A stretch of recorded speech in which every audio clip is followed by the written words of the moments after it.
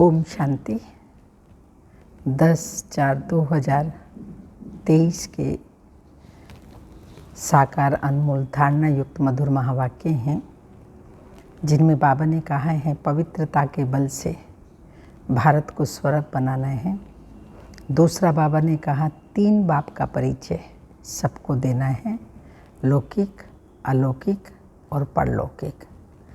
लौकिक पिता शरीर को जन्म देता है, अलौकिक पिता ज्ञान देता है और परलौकिक पिता हम आत्माओं को सतगुरु बनकर के वापस घर ले जाता है, जो आत्माओं का पिता है। तो लौकिक ने चित्र दिया, अलौकिक ने चरित्र बनाया और परलौकिक पिता ने विचित्र अर्थात आत्म अभिमानी बना दिया। तो बाबा ने कहा ये तीनों पिता का परिचय सब आत्माओं को देना है। मीठे बच्चे, श्रेष्ठ बनने के लिए सदा श्रीमत पर चलते रहो। लक्ष्मी नारायण भी श्रीमत से इतने श्रेष्ठ बने हैं। क्वेश्चन है, भक्ति में गौमुख का यादगार क्यों बनाया है? आंसर है क्योंकि संगम पर बाप ने ज्ञान का कलश माताओं के ऊपर रखा है। गौ माता कहते हैं ना, कोई बहुत भोली होती है, इधर उधर की बातें नहीं करती, शांत रहती है, गंभीर रहती है बहन, तो कहते हैं ये तो जैसे एक गौ है। तो बाबा ने कलश माताओं के ऊपर रखा है। तुम माताओं के मुख से ज्ञान अमृत निकलता है, जिससे सब पावन बन जाते हैं। इसलिए भक्ति में गौ मुख का यादगार बना दिया है। तुम गौ माताएं हो, तुम ही सबकी मनोकामनाएं पूरी करती हो, इसलिए यादगार बने हुए हैं। गीत नैनहीन को राह बताओ प्रभु। ओम शांति। बच्चों ने गीत सुना। भक्ति मार्ग वाले बच्चे बाप को पुकारते हैं कि हम जो नैनहीन बुद्धिहीन बन गए हैं, हमें राह बताओ। हे प्रभु जी, याद करते हैं अपने बाप को। उनको परम पिता परमात्मा कहा जाता है। सभी जीव की आत्माएं बाप को याद करते हैं। हम इस पतित दुनिया में बहुत दुखी हैं, दर दर धक्के खाते रहते हैं। जहाँ भी जाते हैं उनके ऑक्यूपेशन का कुछ भी पता नहीं है कि हम किसके पास जाते हैं। शिव के मंदिर में जाते हैं, परंतु उनको पता नहीं शिव कौन है। जहाँ भी जाएंगे जाकर के माथा टेकेंगे, जानते ही नहीं हैं कि वह कौन है, कब आए थे।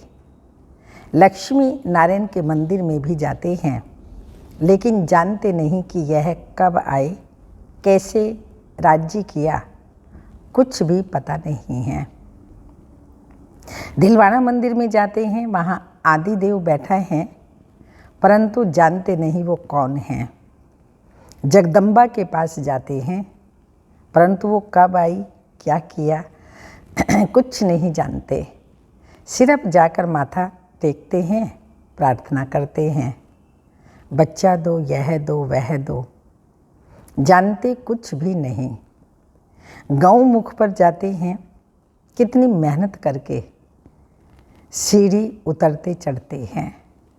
माउंट आबू में गौ मुख बना हुआ है, बहुत ऊंचे पहाड़ी पर चढ़ना पड़ता है, जहाँ ढेर सारी सीढ़ियाँ बनी हुई हैं। तो सीढ़ियाँ चढ़ते उतरते हैं, पता कुछ भी नहीं है कि वहाँ क्या रखा है। एक पत्थर का गौ मुख बनाया है। कहते हैं गौ के मुख से गंगा जल निकलता है, वहाँ से पानी निकलता रहता है, खाली गौ मुख है। तो वो देखने के लिए भक्तजन वहाँ पर जाते हैं। जब अब जानवर के मुख से अमृत थोड़ी निकलता है। तीर्थों पर जाते हैं, किसी के भी ऑक्यूपेशन को नहीं जानते कि यह कब आए और क्या आकर के किया। हम क्यों पूजते हैं? बुद्धिहीन होने के कारण पुकारते हैं हे प्रभु, हे बाबा, क्योंकि वह सबका बाप है। मनुष्य के 3 बाप कहे जाते हैं। एक है आत्माओं का बाप शिव, दूसरा है सारे मनुष्य सृष्टि अथवा मनुष्य सीजरे का रास्ता प्रजापिता ब्रह्मा। तीसरा फिर लौकिक बाप है। भक्त भी एक बाप को ही याद करते हैं कि नैनहीन को आकर राह दिखाओ, जो हम सदा ऐसे बने। यह कलयुग तो है ही दुख धाम, सतयुग है सुख धाम, और जहाँ से हम आत्माएं पाठ बजाने आती हैं उसको कहा जाता है शांति धाम। आत्मा को ये शरीर रूपी बाजा अथवा यह कर्म इंद्रियां यहाँ मिलती हैं, जिससे आत्मा कर्म करती है। आत्मा तो है अविनाशी, शरीर है विनाशी। आत्मा है परलौकिक परम पिता परमात्मा की संतान, शरीर है लौकिक बाप की संतान। आत्मा का बाप एक ही है। जितनी भी विश्व में आत्माएं हैं उन सब का बाप एक ही है। उनको याद करते हैं, वर्षा मिलता है। बेहद के शांति और सुख का वर्षा कोई मनुष्य मात्र से मिल नहीं सकता, चाहे कोई भी हो। ब्रह्मा विष्णु शंकर को भी देवता कहा जाता है। परमात्मा एक ही शिव है। शिव परमात्मा ही नमा, ब्रह्मा परमात्मा ही नमा नहीं कहेंगे तो यह भी जो मंदिर आदि हैं उनके ऑक्यूपेशन की को कोई भी नहीं जानते। तो ऊंच से ऊंच है परम पिता परमात्मा शिव। फिर रचना रचते हैं शिव बाबा, पहली रचना रचते हैं ब्रह्मा विष्णु शंकर की। शिव निराकार अलग है, शंकर आकारी देवता है, परमात्मा एक है। यह पहेली अच्छी तरह समझाना चाहिए। पहले तो बाप को जानना चाहिए, जो बाप स्वर्ग का रास्ता है। मनुष्य तो भक्ति में धक्के खाते रहते हैं। लक्ष्मी नारायण तो हैं ही स्वर्ग के मालिक। वहाँ तो सदैव सुख ही सुख है, यहाँ सभी दुखी हैं। स्वर्ग में सब तन से मन से धन से जन से हर प्रकार से सुखी हैं, और यहाँ फिर सभी दुखी हैं। ये दुनिया ही पतित है। सतयुग में भारत पवित्र ग्रस्त आश्रम था। यथा राजा रानी तथा प्रजा सब पावन थे। पतित को पावन बनाने वाला एक ही परम पिता परमात्मा हैं। राधे कृष्ण सतयुग के प्रिंस प्रिंसेस हैं, जो स्वयंवर के बाद लक्ष्मी नारायण बनते हैं। स्वर्ग को कहा जाता है शिवालय। अब बाप सबको पावन बना रहे हैं इन भारत माताओं द्वारा। निमित्त बाबा ने भारत माताओं को बनाया है, इनके द्वारा ही भारत को बाबा स्वर्ग बना रहे हैं।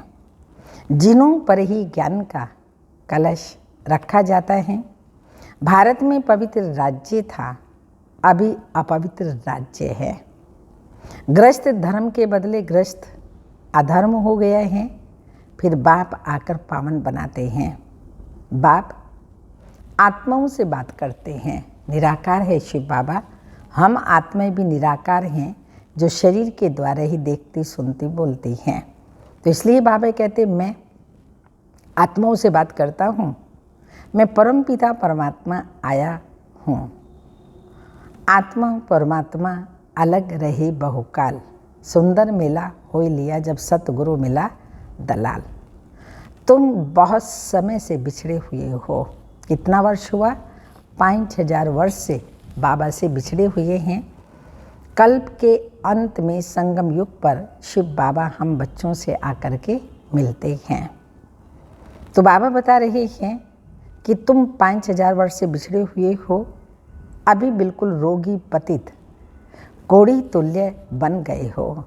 फिर तुमको अगर मेरे जैसा बनना है, पवित्र मेरे जैसा बनना है, तो पुरुषार्थ करो। ये भारत माता शक्ति अवतार हैं। ये शिव बाबा को अपना बाप मानती हैं।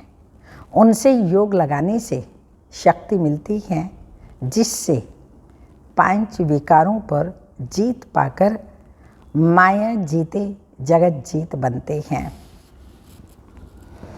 यह हार जीत का खेल है।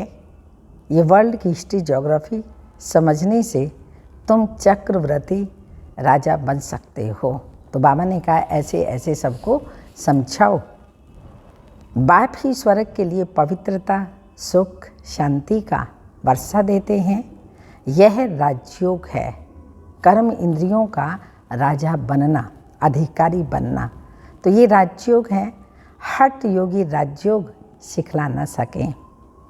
अभी तुम बच्चों को श्रीमत मिलती है, जिससे तुम श्रेष्ठ बन रहे हो। रावण की मत से तुम भ्रष्ट बने हो। भारत अब रावण की मत पर चलने से इतना दुखी कंगाल बना है।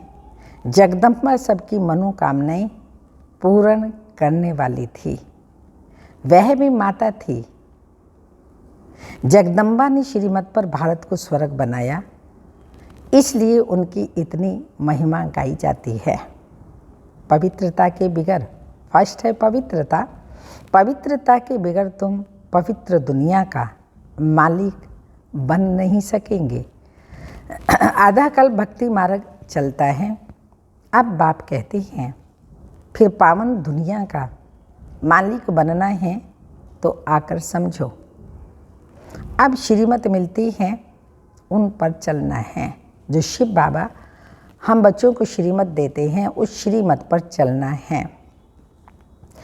श्रीमत मिलती है, श्रीमत पर चलना है और भारत को स्वर्ग बनाना है। अब बाप कहते हैं फिर पावन दुनिया का मालिक बनना है तो आकर के समझो। अब श्रीमत मिलती है, उस पर चलना है। मेरा तो एक शिव बाबा, दूसरा ना कोई। ये बाबा की श्रीमत है कि एक मुझे ही याद करो, किसी भी देहधारी को, इवन अपनी देह को भी याद नहीं करो।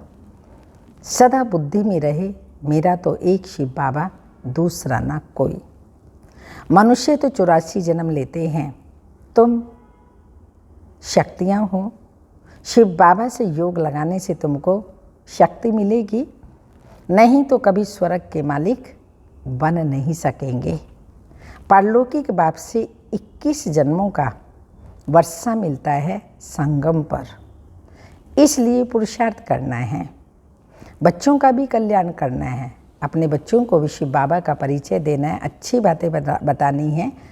तो बाबा ने कहा अपने बच्चों का भी कल्याण करना है, फिर स्वर्ग के मालिक बन जाएंगे। यह राज्यों की पाठशाला है। भगवानों वाच्य बच्चे, मैं तुमको राजयोग सिखलाता हूँ, जिससे तुम राजाओं का राजा, स्वर्ग के मालिक बनेंगे। सिर्फ कोई मेहनत नहीं, कुछ नहीं करना है, सिर्फ बाप को याद करो तो अंत मति सुगति हो जाएगी। बाप सुखधाम में भेज देंगे। बाप कहते हैं मैं ही आकर सबको सुखधाम, शांति धाम में ले जाता हूँ। सत्युग त्रेता में यह भक्ति आदि होती ही नहीं, वहाँ तो 21 जन्म अथाह सुख है। अब बाप कहते हैं इस रावण पर जीत पहनो। विकार के लिए शादी करना अपनी बर्बादी करना है। परम पिता परमात्मा ने ऑर्डिनेंस निकाला है कि पवित्र बनो तो जगत का मालिक बनेंगे। इस दुख धाम से शांति धाम, सुख धाम में चलना चाहते हो तो यह बातें आकर के समझो। तुम जानते हो सिवाय बाप के कोई भी मनुष्य को भगवान कहना रॉन्ग है, क्योंकि भगवान अजन्मा है, अभोक्ता है। भगवान पर काया प्रवेश करता है। भगवान जन्म मरण के चक्कर से रहित है। अगर जो जन्मा है तो जन्म जिसने लिया है उसका मरण भी अवश्य होगा, परंतु परमात्मा न जन्मता है न मरता है। परमात्मा का रीइंकार्नेशन होता है, अवतरण होता है, पर काया प्रवेश करता है परमात्मा, जिसके द्वारा ही सत्युगी दैवी नई सृष्टि की स्थापना करता है। भगवान तो है ही एक। अभी तुम बच्चे शिव परमात्मा की, ब्रह्मा विष्णु शंकर की, लक्ष्मी नारायण आदि सबकी बायोग्राफी जानते हो। अब तुम श्रीमत से ऐसे लक्ष्मी नारायण समान श्रेष्ठ बन सकते हो। पवित्र तो जरूर बनना है। परम पिता परमात्मा की श्रीमत पर एक बाप को याद करते रहेंगे और पवित्र बनेंगे तो 21 जन्म का राज्य भाग्य मिलेगा। कितनी सहज बात है। यह समझने से तुम भक्ति के धक्कों से, रोने पीटने से 21 जन्म छूट सकते हो।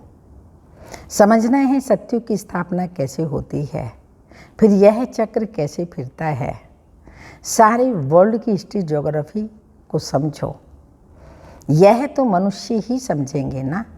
एक बाप की श्रीमत पर चलना है। सर्व पर दया तो एक बाप ही करते हैं। वह ज्ञान का सागर है, सुख का सागर है।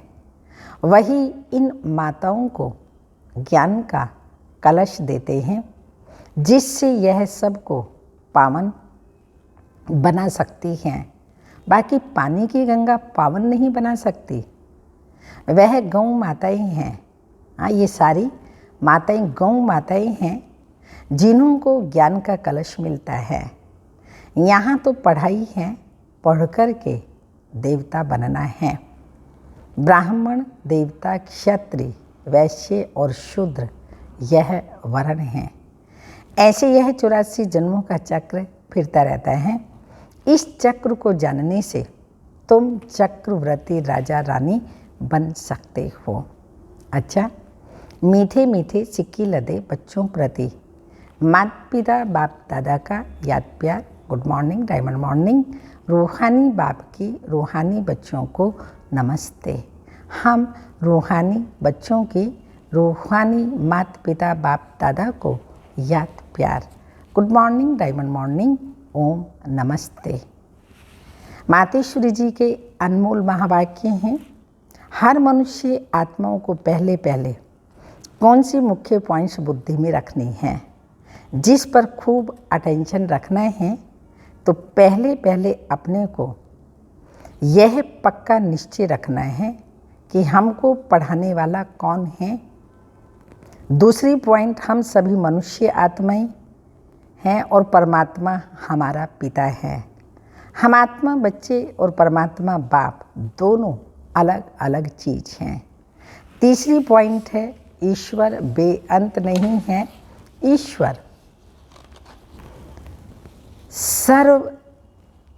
ईश्वर सर्वत्र भी नहीं है, सबके अंदर नहीं है। अब यही नॉलेज बुद्धि में रखनी है। इसलिए अपनी नॉलेज औरों से भी न्यारी है। भले दुनिया भी मनुष्य समझते हैं हमको परमात्मा का ज्ञान है। अब उनसे पूछो आप में कौन सा ज्ञान है, तो कहेंगे ईश्वर सर्वव्यापी हैं। अब परमात्मा तो कहता है मेरा ज्ञान मेरे द्वारा ही मिलता है। जैसे बैरिस्ट्री डॉक्टर द्वारा डॉक्टरी सीखी जाती है। भले वहाँ बैरिस्टर भी अनेक होते हैं।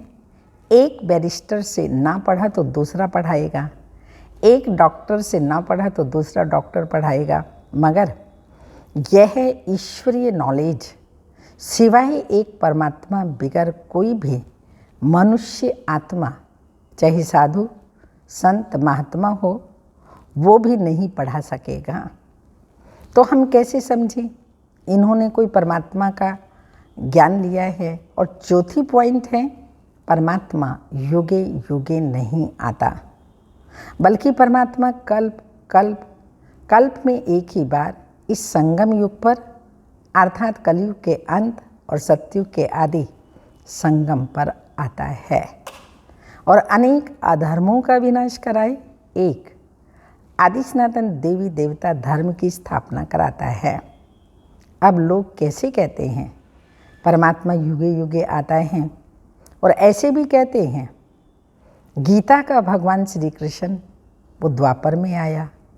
अब इन सभी बातों को सिद्ध करना है। 5-6 पॉइंट्स मामा ने कही, तो ये सारी 6 पॉइंट्स सिद्ध करके बतानी है अर्थ सहित। गीता का भगवान श्री कृष्ण नहीं है, शिव परमात्मा है, और जो भी द्वापर में नहीं आता संगम पर ही आता है। 5वीं पॉइंट, गुरु बिगर घोर अंधियारा कैसे हुआ? तो गुरु कौन है? मनुष्य सृष्टि उल्टा झाड़ कैसे है? और हमको अपने 5 विकारों पर कैसे जीत पहननी है? 6वीं पॉइंट, हम वही पांडव योद्धे हैं जिसके साथ साक्षात परमात्मा हैं, उसी तरफ ही जीत है। और 7वीं पॉइंट, परमात्मा खुद सर्वशक्तिमान है, तो जिन्होंने परमात्मा का पूरा साथ लिया है उन्हों को ही परमात्मा द्वारा लाइट और माइट का ताज मिलता है। लाइट का ताज पवित्रता की निशानी, और लाइट का ताज है रतन जड़ित ताज, जो राजय की निशानी है, जो परमपिता परमात्मा द्वारा ही मिलता है। अब यह सभी बातें बुद्धि में रखना, इसको ही ज्ञान कहा जाता है। बदनसीब और खुश नसीब, यह 2 शब्दों का मदार किस पर चलता है? यह तो हम जानते हैं कि खुश नसीब बनाने वाला परमपिता परमात्मा है, और बदनसीब बनाने वाला खुद ही खुद मनुष्य है। जब मनुष्य सर्वोदय सुखी है तो उन्हों की अच्छी किस्मत कहते हैं, और जब मनुष्य अपने को दुखी समझते हैं तो वो अपने को बदकिस्मत समझते हैं।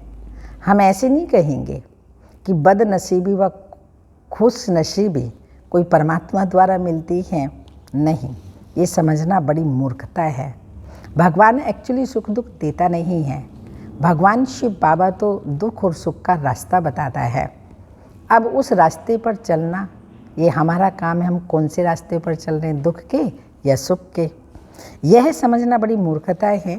परमात्मा तो हमें खुश नसीब बनाता है, परंतु तकदीर को बिगाड़ने व बनाने वाला यह तो अपने कर्मों के ऊपर मदार है। ये सब मनुष्यों के संस्कारों के ऊपर ही है। फिर जैसे पाप और पुण्य का संस्कार भरता है वैसे तकदीर बनती है, परंतु मनुष्य इस राज को ना जानने के कारण परमात्मा के ऊपर दोष रखते हैं। अब देखो, मनुष्य अपने को सुखी रखने के लिए माया के कितने तरीके निकालते हैं, फिर उस माया से कोई अपने को सुखी समझते हैं और कोई फिर उस पर ही माया का संन्यास कर माया को छोड़ने से अपने को सुखी समझते हैं। मतलब तो कई प्रकार के प्रयत्न करते हैं, परंतु इतनी तरीके करते भी रिजल्ट दुख की तरफ ही जा रही है। जब सृष्टि पर भारी दुख होता है तब उसी समय स्वयं परमात्मा आए, गुप्त रूप में अपने ईश्वरीय योग की पावर से सृष्टि की स्थापना कराए, सभी मनुष्य आत्माओं को खुश नसीब बनाते हैं। धारणा के लिए मुख्य पॉइंट है, पवित्रता के बल से श्रीमत पर चल भारत को स्वर्ग बनाने की सेवा करनी है। सबको एक बाप का ऑर्डिनेंस सुनाना है, पवित्र बनो तो पवित्र दुनिया के मालिक बनेंगे।